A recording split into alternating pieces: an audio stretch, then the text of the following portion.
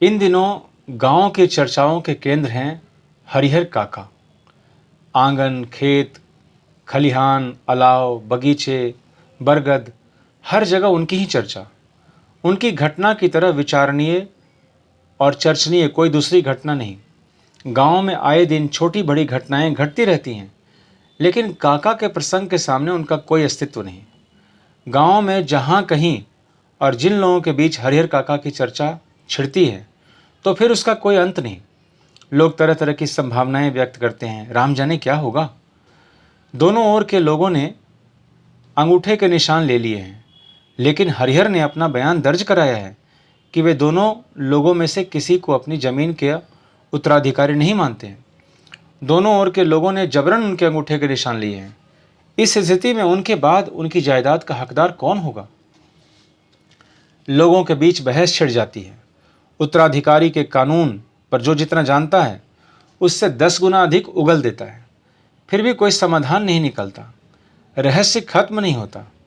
आशंकाएं बनी रहती हैं, लेकिन लोग आशंकाओं को नज़रअंदाज कर अपनी पक्षधरता शुरू कर देते हैं कि उत्तराधिकारी ठाकुरबाड़ी को मिलता तो ठीक रहता।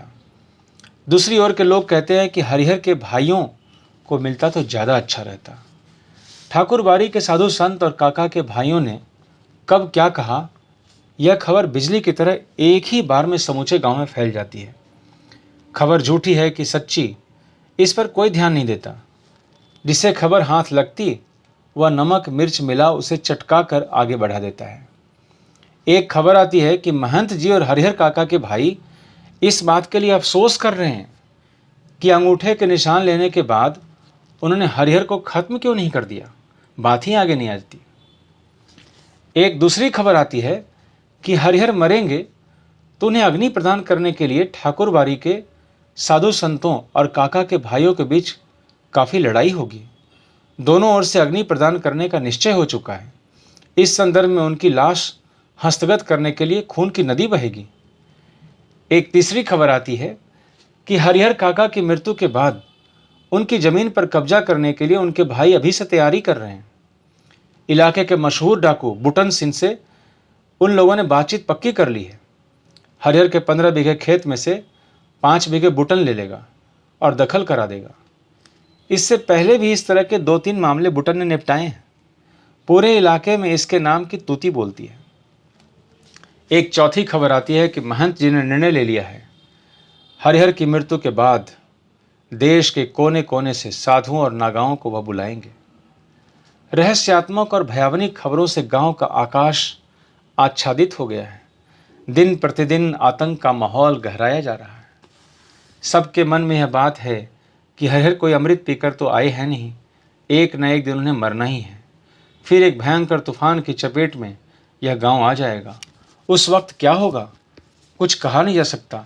यह कोई छोटी लड़ाई नहीं है, एक बड़ी लड़ाई है। जाने अनजाने पूरा गांव इसके चपेट में आएगा ही। इसीलिए लोगों के अंदर भय भी और प्रतीक्षा भी दोनों है। एक ऐसी प्रतीक्षा जिसे झुठलाकर भी उसके आगमन को टाला नहीं जा सकता। और हरिहर काका, वह तो बिल्कुल मौन हो अपनी जिंदगी के शेष दिन काट रहे हैं। एक नौकर रख लिया है, वही उन्हें बनाता खिलाता है। उनके हिस्से की जमीन में जितनी फसल होती है, उससे अगर वह चाहते तो मौज की जिंदगी बिता सकते थे, लेकिन वह तो गूंगेपन का शिकार हो गए हैं। कोई बात कहो, कुछ पूछो, कोई जवाब नहीं। खुली आंखों से बराबर आकाश को निहारा करते हैं।